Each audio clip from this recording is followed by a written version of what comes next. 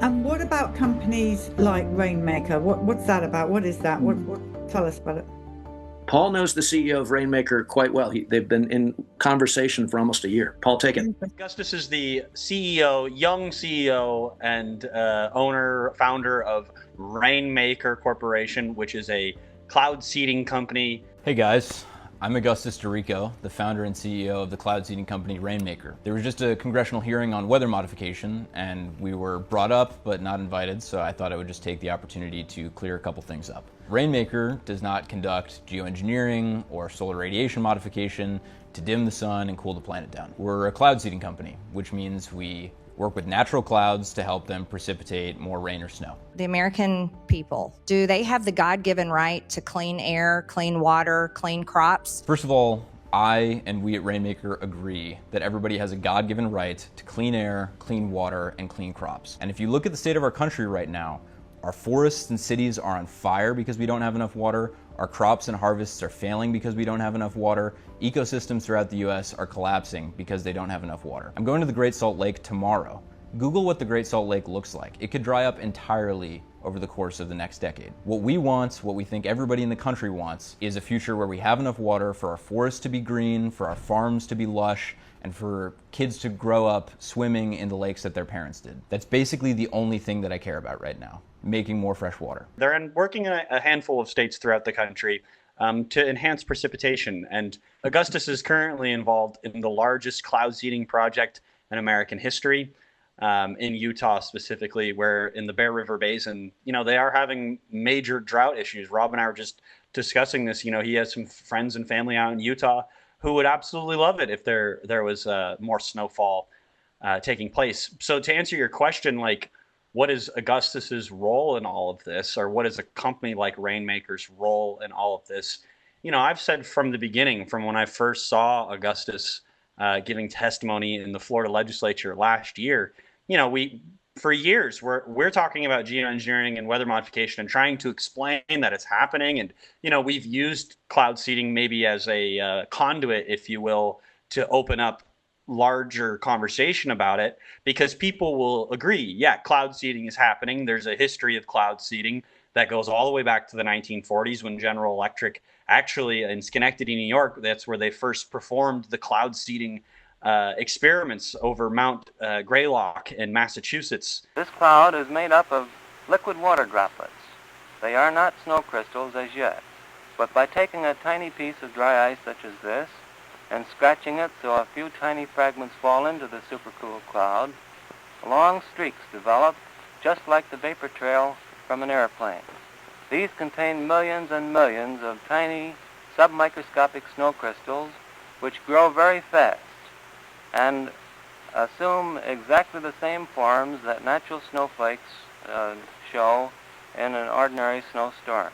This has been going on for a very long time, and Augustus shows up, and we're being told, that's a conspiracy theory, you're crazy, nobody's modifying the weather, nobody can control the weather. And then he's giving testimony in the Florida legislature explaining why they shouldn't ban geoengineering and weather modification. Cloud seeding is conventionally done with a chemical called silver iodide. It's LD50, so its lethal dose is 10 times higher than aspirin. And we're using about 50 grams per each operation. That's as much as can fit in the palm of your hand, right? That's less flour than is in a slice of bread. So the amount that accumulates into watersheds is in the parts per trillion after decades of operation, and we have data to prove that from programs that exist throughout the United States. This leads me into another point, which is the precedent that other states have set in cloud seeding permitting and licensing.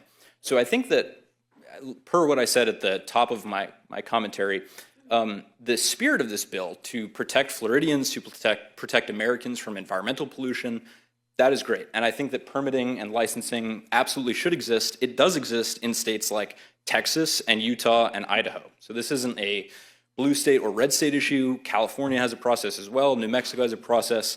And we don't want anybody wantonly modifying the weather. So implementing a permitting regime so that it's only done responsibly and safely with best-in-class meteorological practices, that makes sense. And we advocate for that. Not only do we advocate for that, we, Rainmaker Technology Corporation, has engineers in all of those states that I mentioned that are actively modifying the weather.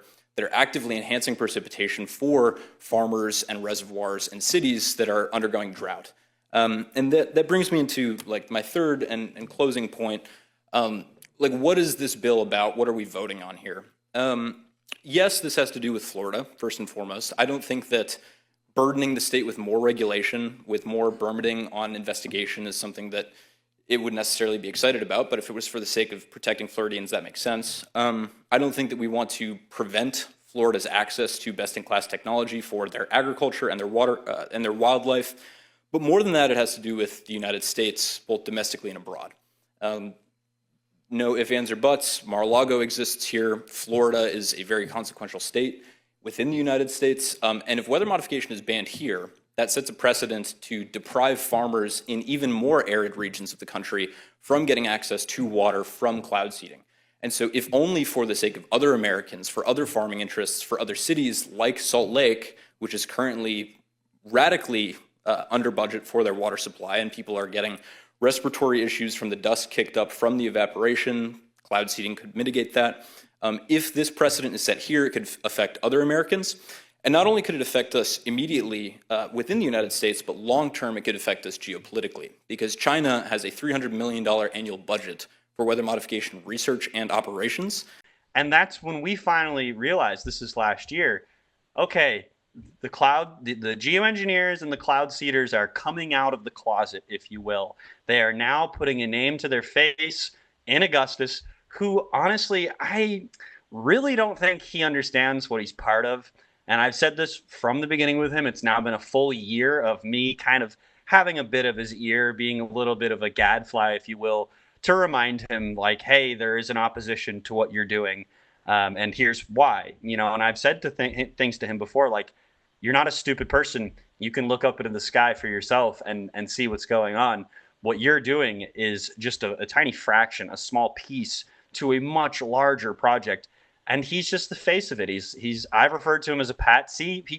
I don't really think he fully understands what he's part of. And, the only reason I can sit here and say that as a young person myself is because I do work with a team of researchers that have been working on this for a very long time. And it does seem like there's a lot of people that have been following the geoengineering issue for a very long time who also really don't know the larger picture. As Rob was just describing to you with his kind of pump, jump, and dump analogy, like there is the 1940s through the 1960s history of geoengineering and weather modification.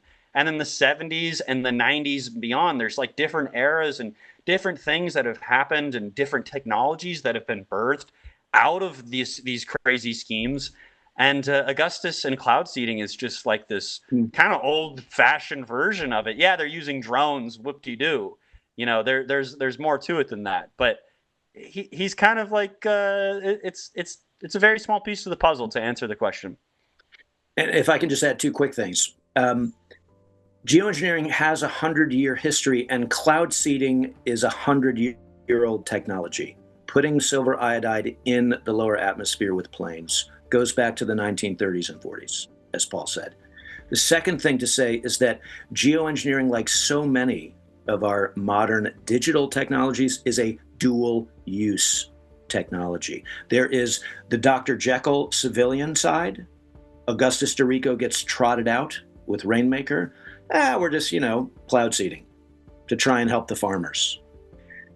Meanwhile, there's the Mr. Hyde military secretive side, which is the bulk of these kinds of projects, these geoengineering projects. And that's what we spend a lot of time delving into and publishing about at our geoengineeringage.org. The largely clandestine military history and current projects in which weather has been weaponized.